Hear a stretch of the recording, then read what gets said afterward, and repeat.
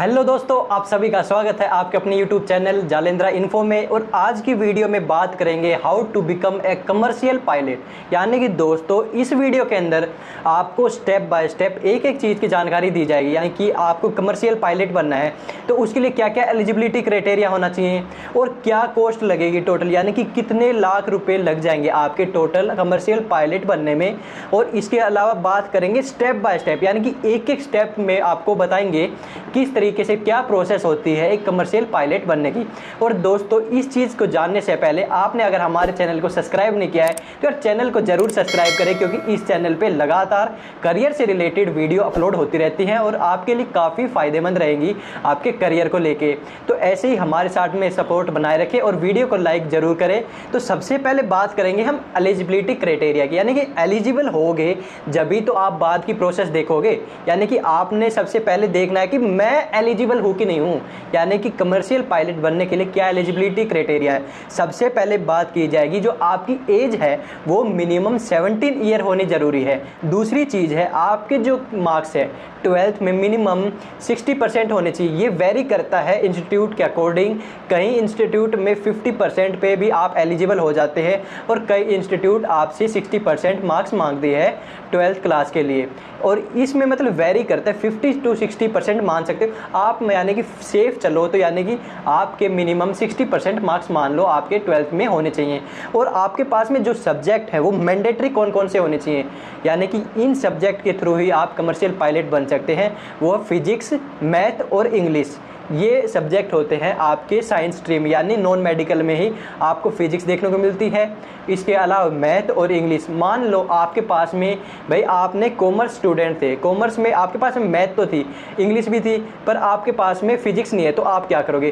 तो इसका तरीका भी है, यानी कि आप ओपन स्कूलिंग, यानी कि national institute of open schooling, यानी कि इसमें क्या होता है फॉर्म फिल किए जाते हैं, आपको घर पे स्टडी करनी होती है और आपको एग्ज़ाम देना होता है। उसमें क्या होता है फिर आप एलिजिबल हो जाते हो, यानी कि आपके पास में फिजिक्स नहीं है तो आप ओपन स्कूलिंग करके आप फिजिक्स सब्जेक्ट ऐड कर सकते हैं।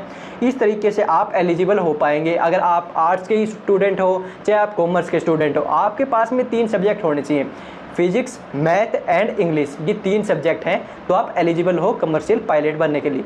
ये तो होगी दोस्तों एलिजिबिलिटी क्राइटेरिया। अब हम बात करेंगे स्टेप बाय स्टेप प्रोसेस की, यानी कि कौन कौन सा प्रोसेस है, कौन कौन से स्टेप है जिसके थ्रू आप कमर्शियल पायलट बन सकते हैं। दोस्तों इस वीडियो को आपको एंड तक देखना है, क्योंकि मैंने काफ़ी कुछ रिसर्च करी है, हर एक वीडियो देखी, मतलब हर एक में मतलब क्या देखने को मिला है, मतलब ये चीज़ है कि आपको स्पेसिफिक जो जानकारी चाहिए वो आपको एक वीडियो में नहीं देखने को मिलेगी। किसी में कुछ पार्ट मिसिंग है तो किसी में कुछ पार्ट मिसिंग है। गूगल पे भी मैंने रिसर्च की थी, उसमें भी किसी किसी ब्लॉग के अंदर कुछ पार्ट मिसिंग है, मतलब आधी अधूरी जानकारी है। तो इस वीडियो को आपको देखना है, इस वीडियो से आपकी जो भी जानकारी है आपको कमर्शियल पायलट से रिलेटेड लेनी है, जो भी प्रोसेस होती है वो सारी आपको मिलेगी। क्या कॉस्ट लगती है, टोटल कितने लाख रुपए में आप कमर्शियल पायलट बन पाएंगे, ये सारी जानकारी आपको मिलेगी। और वीडियो को आपको एंड तक देखना, मैं ये आपसे रिक्वेस्ट करता हूं, क्योंकि आपको इस वीडियो के अंदर सारी A to Z जानकारी मिल जाएगी कमर्शियल पायलट के बारे में। तो सबसे पहले चीज़ है दोस्तों, पूरी से जो स्टेप है, सबसे पहले स्टेप होता है मेडिकल क्लास 2, यानी कि इसमें क्या होता है सबसे पहले आपका क्लास 2 मेडिकल करवाया जाता है। इसमें क्या है कि आप एक जैसे पूरी प्रोसेस होती है और इसके जो चार्जेस होते हैं उसमें मैं बताऊं, स्टेप ऑफ मेडिकल क्लास के EGCA पर आपको आईडी बनानी होती है। EGCA साइट है, उस पर जाके आपको आईडी बनानी होती है। जो भी डॉक्यूमेंट मांगते हैं वो आपको अपलोड करने पड़ते हैं। उसके बाद में क्या करना होता है, DGCA की साइट पे जाके जो भी डॉक्टर अप्रूव्ड होते हैं, यानी कि एग्जामिनेशन के लिए, उसके थ्रू आप अपॉइंटमेंट ले सकते हैं। यानी कि सबसे पहले क्या करना है, आपको मेडिकल क्लास 2 का एग्जामिनेशन के लिए आपको EGCA की साइट पे जाके आईडी बनानी है।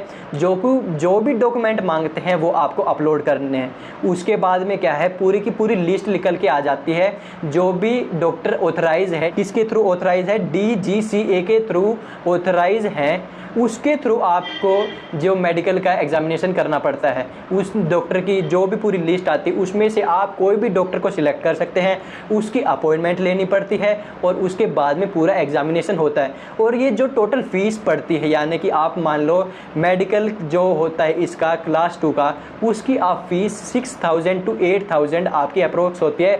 मैक्सिमम से मैक्सिमम आप 10,000 मांग सकते हो। और दूसरा स्टेप है ग्राउंड क्लास, यानी कि ग्राउंड क्लास बेसिकली बात की जाए तो इसमें सारी आपकी स्टडी होती है, यानी कि एविएशन से रिलेटेड, आपकी एयरक्राफ्ट से रिलेटेड सारी स्टडी करवाई जाती है, वेदर से रिलेटेड। इसमें कुछ सब्जेक्ट की बात करें तो मैं आपको बताता हूँ, यानी कि जो ग्राउंड क्लासेस है उसमें आपकी बेसिकली स्टडी ऑफ एविएशन होता है।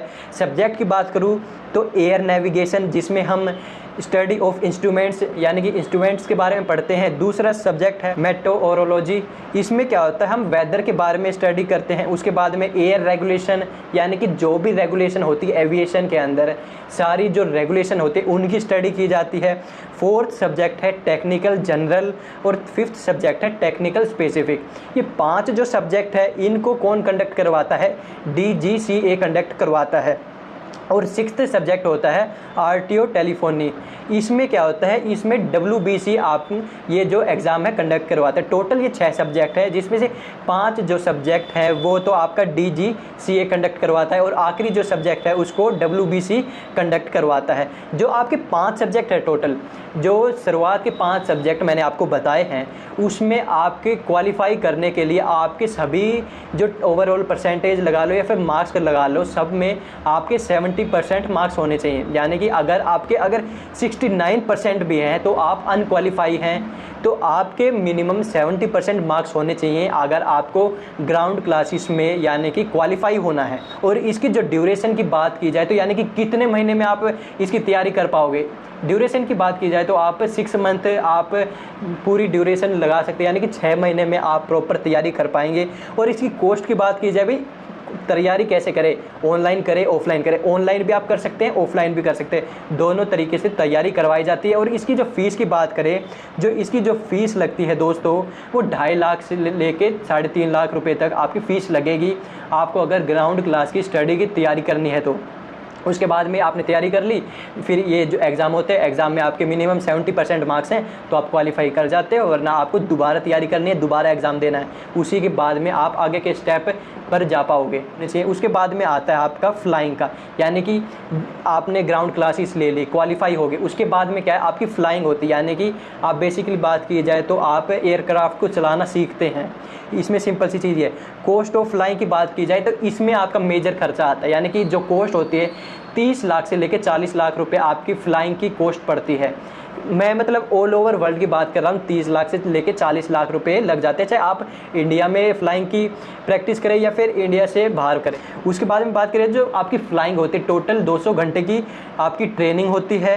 और ये जो ड्यूरेशन होती है आप मान के चलो आपकी पूरे 1 ईयर की ड्यूरेशन होती है, यानी कि 12 महीने की आपकी पूरी जो ट्रेनिंग होती है, जिसमें आप 200 घंटे आप एयरक्राफ्ट को चलाना सीखते हैं, यानी कि ट्रेनिंग होती है आपकी। ब्रीफली बात करूं तो आपको क्या करना है, सबसे पहले मेडिकल क्लास 2 के आपको करना है, एग्जामिनेशन होगी आपकी, यानी कि डॉक्टर आपको एग्जामिन करेगा। दूसरा होता है DGCA का एग्ज़ाम होता है, जो कि आपके 5 सब्जेक्ट मैंने आपको बताए हैं। उसके बाद में आपकी फ़्लाइंग होती है 200 घंटे की। ये तीनों के डॉक्यूमेंट आपको क्या करने हैं, सबमिट करने हैं DGCA के पोर्टल पे।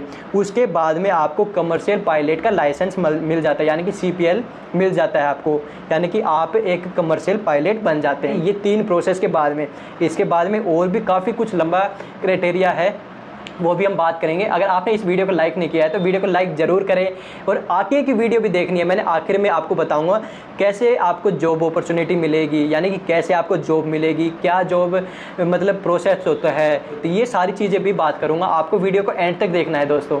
उसके बाद में आता है दोस्तों 4th स्टेप, यानी कि आप CPL मिल गया, आपको कमर्शियल पायलट का लाइसेंस मिल गया। उसके बाद में आता है TR में क्या होता है, टाइपिंग रेटिंग, यानी कि इसमें बेसिकली क्या होता है, आपकी एक ट्रेनिंग होती है करीब 2 महीने की, 45 दिन से लेकर 60 दिन की, 2 महीने लगभग की आपकी ट्रेनिंग होती है। उसमें क्या होता है आपकी एक स्पेसिफिक एयरक्राफ्ट की ट्रेनिंग होती है, यानी कि आप स्पेसिफिक टाइप ऑफ एयरक्राफ्ट की पूरी ट्रेनिंग ले लेते हैं, तो आपको एक सर्टिफिकेट दिया जाता है एक ऑथराइज एविएशन के थ्रू।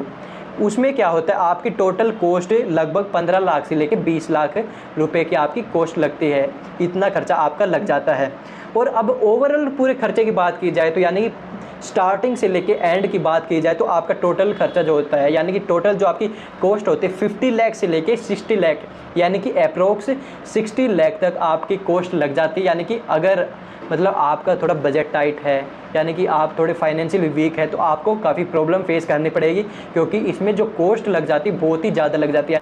और जो ड्यूरेशन की बात करिए तो टोटल ड्यूरेशन आपकी जो होती है 2 साल से लेकर 2.5 साल होती है, जिसमें आप मान के चलो आपकी 1 साल की तो आपकी ट्रेनिंग होती है 200 घंटे की। इसके अलावा आपकी 6 मंथ की आपकी जो ग्राउंड क्लासेस की तैयारी करने में चले जाते हैं, और इसके अलावा आपकी जो टाइपिंग रेटिंग की जो ट्रेनिंग होती है स्पेसिफिक एयरक्राफ्ट के लिए, उसमें टाइम लग जाता है 2 महीने का। तो ओवरऑल मान के चलो तो आपके 2 साल से लेके 2.5 साल तक आपकी ड्यूरेशन लग जाएगी। पूरी जो इसकी जो ड्यूरेशन होती है, आपकी जो पायलट की पूरी जर्नी होती है इसमें। अब इसमें जॉब अपॉर्चुनिटी की बात की जाए, यानी कि जॉब्स की बात की जाए, आप पूरे पायलट बन गए, अब क्या गारंटी है कि आपको जॉब मिलेगी कि नहीं मिलेगी। तो उसकी बात की जाए, सबसे पहले जो एयरलाइंस है वो वैकेंसी निकालती है। उसके बाद में क्या होता है, आपका रिटन एग्ज़ाम होता है, उसके बाद साइकोमेट्रिक टेस्ट होता है, उसके बाद में आपका इंटरव्यू होता है, उसके बाद में जाके आपका सिलेक्शन होता है, वो भी मेरिट लिस्ट के बेसिस पे। ये पूरी होगी सिलेक्शन की प्रोसेस। उसके बाद में जॉब की बात की जाए तो यानी कि किस पोस्ट के ऊपर आपको कितनी सैलरी मिलती है। जो आपकी जूनियर फर्स्ट ऑफिसर होते हैं, आपकी फ़र्स्ट जो ज्वाइनिंग होती है उसमें 60,000 से लेके 1 लाख आपकी सैलरी का पैकेज होता है पर मंथ का। ये 6 मंथ के बाद में आपको प्रमोशन कर दिया जाता है।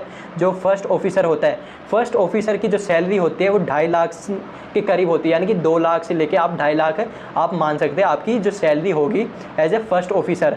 उसके बाद में सीनियर फर्स्ट ऑफिसर होते हैं, जो कि आप बनते हैं करीब आपके, यानी आपको लगा लो 1500 घंटे का जो आपके फ्लाइंग का एक्सपीरियंस हो गया, जब जाके आप सीनियर फर्स्ट ऑफिसर बनते हैं। और सीनियर फर्स्ट ऑफिसर की जो सैलरी होती है वो 3 लाख से लेकर 4.5 लाख के करीब होती है। और जो ये सीनियर फर्स्ट ऑफिसर जो बनते हैं वो कब बनते हैं, जब ATPL जो इशू हो जाता है, यानी कि जो पायलट है उनको ATPL इशू कर दिया जाता है, और 1500 घंटे की जो पूरी की पूरी एक्सपीरियंस हो जाता है फ्लाइंग का, यानी कि इतने घंटे की फ्लाइंग ली जाती है, होने के बाद में ही जो सीनियर फर्स्ट ऑफिसर बनते हैं। इसके बाद में काफ़ी जो पोस्ट है बढ़ती जाती है, सीनियर कैप्टन होता है, LTC होता है, TRI होता है। इतने बड़े लेवल के बाद में आपको मेरी ज़रूरत बिल्कुल नहीं पड़ेगी, क्योंकि आप उस लेवल पे पहुंचने के बाद में आपको सारी जानकारी मिल जाएगी, यानी कि आपको खुद ही बहुत ज़्यादा एक्सपीरियंस हो जाएगा, नॉलेज हो जाएगी, और फिर भी ज़रूरत पड़े तो मैं बैठा ही हूँ आपके लिए दोस्तों। और भी इस टाइप की वीडियो देखने के लिए हमारे चैनल को सब्सक्राइब करें और बेल नोटिफिकेशन ऑन करो, जिससे जो कोई भी वीडियो होगी हमारी आपको सबसे पहले देखने को मिलेगी। और ऐसे ही सपोर्ट बनाए रखो। तो दोस्तों मिलते हैं अगली वीडियो में एक नए अपडेट के साथ में, एक नए टॉपिक के साथ में। तब तक के लिए बाय बाय, नमस्ते, जय हिंद।